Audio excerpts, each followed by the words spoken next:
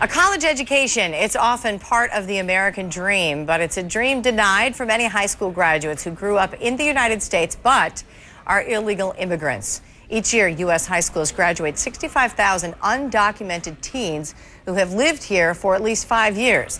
They can legally attend colleges but are not eligible for most forms of financial aid. Now, Congress is considering the DREAM Act. It could allow students who have lived here since childhood to obtain permanent legal status by going to college or serving in the military. Our guest now has been working for these changes for the past 5 years. He himself is an undocumented college student who came to this country as a child 10 years ago. Matias has asked that we not disclose his last name, and we sure do appreciate your time this morning. So, Matias, as we've said, you are an undocumented student. You were an undocumented student. Tell us your story. How did you come to this country?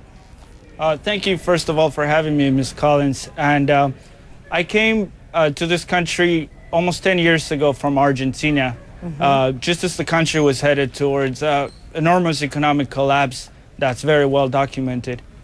Why is it so important to you that you obtain your education and stay in this country?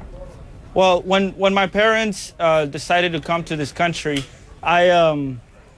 they told me, and like they've told a lot of my peers that are undocumented students, that we wanted to be in a place where we could work hard and be rewarded. And I think that is what the United States has historically been, and even though there is a current economic crisis, we want to be a part of the recovery as well. What happens to children who come here and, basically because they're so young, they really don't have any say as to what their parents do if they come here illegally, therefore making them illegal as well, as you have just mentioned your story. They run into immigration problems pretty much their whole life. Yeah. I think that a long time ago, the Supreme Court made the decision that we should educate all of our youth from K through 12. So most of us, like myself, have grown up waiting for our status to change. A lot of students have grown up without even knowing about their status. But then once you hit 18 and you want to get a driver's license or you want to go to college, you just can't do so. And I was one of the exceptions because some states have taken positive steps towards allowing undocumented students to go to school, and that's why I was able to be involved in a student group called Ideas at UCLA, and then eventually graduate from UCLA.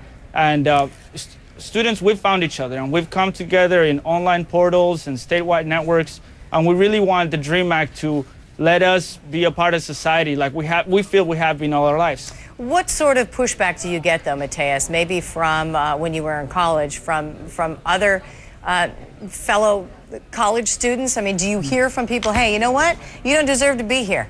I think that when I was at UCLA, even when there were conservative students, even the Republican group on campus, certain members could say, you know what, I could support something like the DREAM Act. And I think that in our communities, we've had a lot of, we've had an immigration discussion for years, and all that's come out of that is more raids, more deportations, families being separated from each other. And I fear that, but we need the DREAM Act, and we need to move towards a more just and humane immigration reform that works for America, really. All right. Well, Matias, we sure do appreciate your story and you being here for us today. I appreciate your time, Susan Collins, and everybody that wants to find out more about this can visit us at dreamact2009.com. All right. Well, don't worry. We're going to talk a lot more about this. Sure do appreciate it once again, Matias. He may be actually the heart and soul of this debate. Next, we turn to the pros and the cons. Our guests will try to cut through the emotions of this volatile debate and explain why